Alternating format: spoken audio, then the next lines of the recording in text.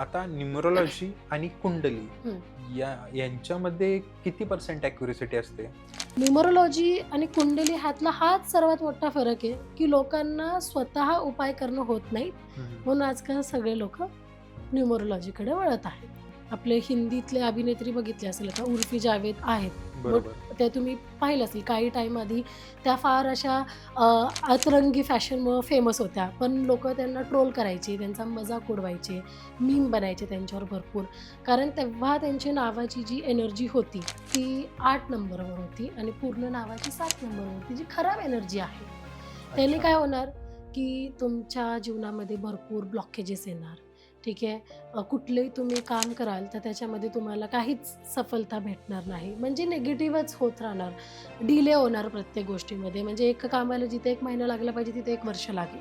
अशी त्यांच्या नावाची एनर्जी होती. तुम्ही बघा त्यांनी आत्ता त्यांचं नाव करेक्शन केलं आहे, गेले 1 वर्ष झाले.